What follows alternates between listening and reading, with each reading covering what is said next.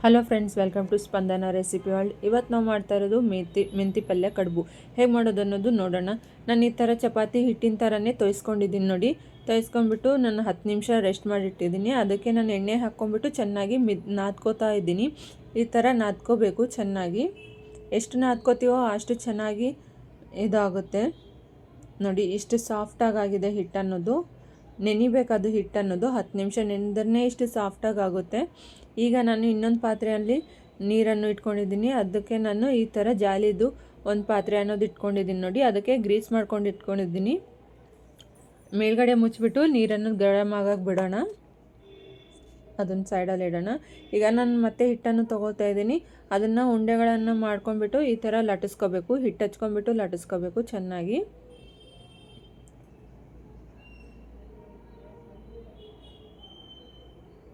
ಈ ಥರ ಹಿಟ್ಟು ಹಚ್ಚಿಕೊಂಡು ಲಟ್ಟಿಸ್ಕೊಳ್ಬೇಕು ಚೆನ್ನಾಗಿ ನೋಡಿ. ಈ ಥರ ದೊಡ್ಡದಾಗಿ ಲಟ್ಟಿಸ್ಕೋಬೇಕು.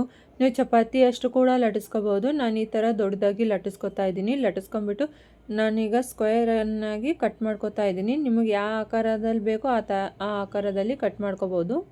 ನಾನು ಈ ಥರ ಕಟ್ ಮಾಡ್ಕೊತಾ ಇದ್ದೀನಿ ನೋಡಿ.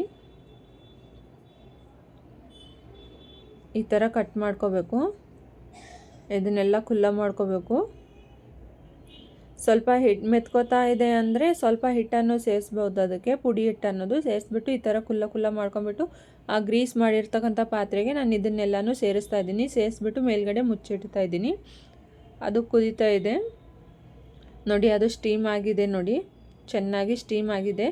ಅದು ಕುದ್ದಿದೆ. ಈಗ ನಾವು ಇನ್ನೊಂದು ಪಾತ್ರೆಗೆ ತಗೊಂಬಿಡೋಣ. ಒಂದು ಪಾತ್ರೆ ತಗೊಂಬಿಟ್ಟು ಮತ್ತು ನೀರಿಲ್ಲ ಅಂದರೆ ಸ್ವಲ್ಪ ನೀರು ಹಾಕ್ಕೊಂಬಿಟ್ಟು ಇದು ಮಾಡ್ಬೋದು.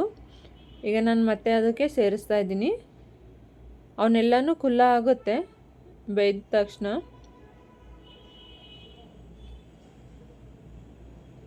ಈ ಥರ ಹಾಕಿದರೆ ಕೂಡ ಅದು ಖುಲ್ಲ ಆಗುತ್ತೆ. ಕೈಯಿಂದ ಬಿಡಿಸಿದ್ರೆ ಖುಲ್ಲ ಆಗಿಬಿಡುತ್ತೆ ಅದು. ಈ ಥರ ಎಲ್ಲನೂ ಸ್ಟೀಮ್ ಮಾಡ್ಕೊಂಡ್ಬಿಡ್ಬೇಕು. ಅದೇ ಥರ ನಾನು ಇನ್ನೊಂದು ಪಾತ್ರೆಯನ್ನು ತೊಗೊಂಡಿದ್ದೀನಿ. ಅದರಲ್ಲಿ ನಾನು ಎರಡು ಚಮಚದಷ್ಟು ಎಣ್ಣೆಯನ್ನು ಸೇರಿಸಿದ್ದೀನಿ. ಅದಕ್ಕೆ ನಾನು 2 ಕಟ್ಟಷ್ಟು ಮೆಂತಿ ಪಲ್ಯ ಅನ್ನೋದು ಸೇರಿಸ್ತಾ ಇದ್ದೀನಿ ನೋಡಿ. ಇದು ಮೆಂತಿ ಪಲ್ಯ ಸೀಸನಲ್ಲೇ ನೀವು ಮಾಡ್ಕೋಬೇಕು. ತುಂಬ ಚೆನ್ನಾಗಿರುತ್ತೆ ಆವಾಗ ಮಾಡಿಕೊಂಡ್ರೆ. ಹೆಲ್ತಿಗೆ ಕೂಡ ತುಂಬ ಒಳ್ಳೆಯದು. ಚೆನ್ನಾಗಿ ಬೇಯ್ದಿರುತ್ತೆ, ಅದರಲ್ಲಿ ಏನೂ ಇದು ಆಗಂಗಿಲ್ಲ ನೋಡಿ. ಈ ಥರ ಕಲಿಸ್ಕೋಬೇಕು. ಸ್ವಲ್ಪ ಹೊತ್ತು ಕುದಿಯೋಕ್ಕೆ ಬಿಡೋಣ ಅದನ್ನು ನೋಡಿ. ಚೆನ್ನಾಗಿ ಕುದ್ದಿದೆ.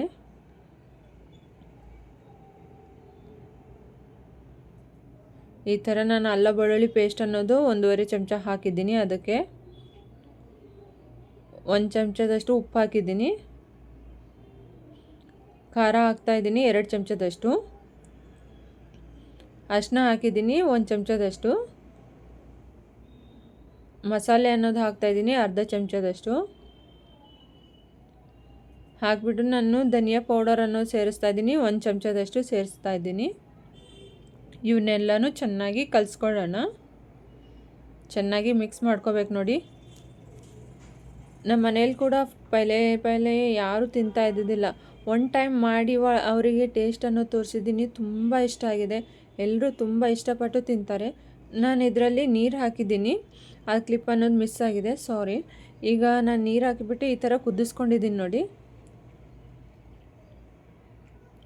ಈಗ ನಾವೇನು ಸ್ಟೀಮ್ ಮಾಡ್ಕೊಂಡಿರ್ತೀವೋ ಅದನ್ನೆಲ್ಲನೂ ನಾವು ಇದಕ್ಕೆ ಸೇರಿಸೋಣ. ಸ್ವಲ್ಪ ನೀರು ಹಾಕಿ ಕುದಿಸಿದರೆ ಅದು ಎಲ್ಲದಕ್ಕೂ ಸರಿಯಾಗಿ ಹತ್ಕೊಂಡ್ಬಿಡುತ್ತಂತ ಅಷ್ಟೇ.